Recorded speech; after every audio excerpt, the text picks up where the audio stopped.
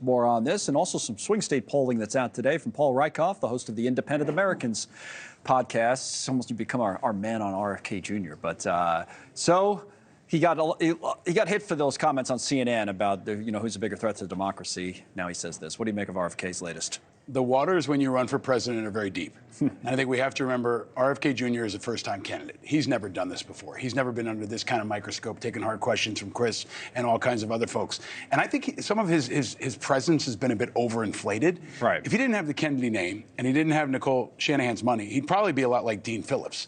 He wouldn't be registering in the polls the way he is. So I think over time we're going to find out if he can keep the numbers he's got up, if he can bring people into his so-called movement, and if he can really attract independents. Right now he's not getting a majority of independents, and he's going to struggle to do that, I think, over the long term, especially with this move on VP that looks like he compromised. It looked like a way to scrape to get money because his campaign wasn't getting support from independents, and I think over time he's not going to be as strong as he's anticipating. Let's talk about those numbers kind of with this Wall Street Journal swing state poll that came out today. There's 7 swing states, the same ones that we look at as swing states, and Biden was only up in 1. Trump's leading in 6 out of the 7. Here's kind of a look at Arizona, Georgia, Michigan, North Carolina, Nevada, Pennsylvania. Wisconsin's the only one where Biden's up. If you have Kennedy in, I think Biden's up 3. One of the things interesting about this, they did the poll 2 ways.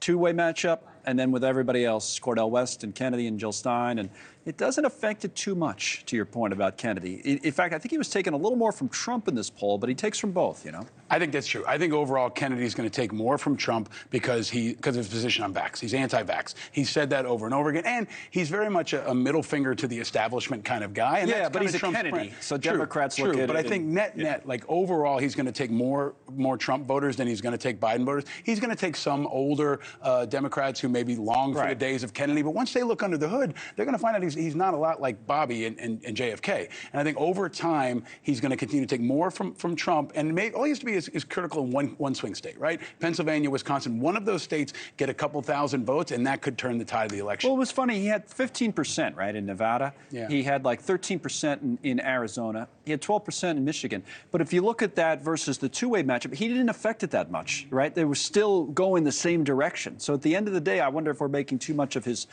presence. And, the president and former President Trump, they got to figure it out on their own. I think he's making too much of his presence, but I don't think we should underestimate the impact it can have in one state. Right. All it's got to have is one state. If he gets on a ballot, if he can move a couple thousand people, that could tip the tide of the entire election. There's a bigger movement underway. Independents want alternative candidates. They're 49% of the electorate, but they're not so pleased with him. And I actually have on my podcast a guy who was a leader of Jesse Ventura's campaign. 25 years ago, Jesse Ventura won. Okay. He won a governor's mansion in Minnesota. I think that we can look back on races like that to look at the dynamism of a candidate who can split the difference between two polarizing people. And right now, Kennedy's not it. And who was that? Was it Mean Gene Okerlund? No, he's dead.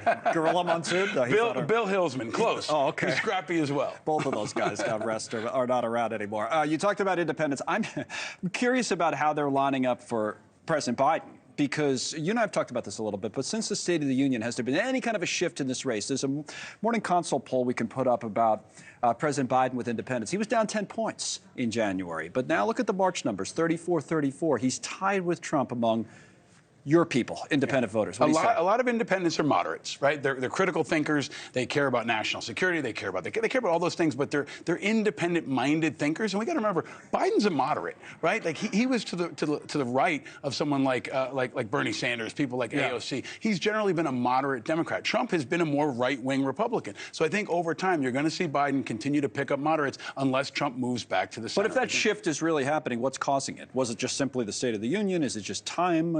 I also think I tweeted something about your interview with John Bolton. I think the insiders like John Bolton and Mike Pence bombing away on Trump are going to take their toll. Right. Over time, they're going to move, especially independents. The diehards are always going to be there for Trump, but this election is all about the independents, and someone like Bolton, someone like Mike Pence can move a couple thousand people in Pennsylvania, Wisconsin, Arizona. Well, it's an interesting point. Bolton was on with us earlier the week on this show, and he's one of a number of people who know Trump well, worked for Trump, who've now not only turned against him, but are kind of actively campaigning against him, trying to make the case against him. And you think that will... They're effective, right? To the average independent, they're not going to hear the Democrats, and they're not going to hear the partisans, but they will hear someone that they view as patriotic, that they view as concerned about our national security, and someone who's put principle first. And in my view, some of these guys are doing it way too late. But now that they have, Mike Pence can have an impact. I mean, he helped him win the presidency, and he might help him lose it this time. It'll be interesting because, like you said, doesn't matter... you know, a few votes in just a few states can really make a huge difference. It's always good to see you, Paul. You too, sir. Thank you, sir. Mr. Independent, Paul Rykoff there, the Independent Americans podcast. So.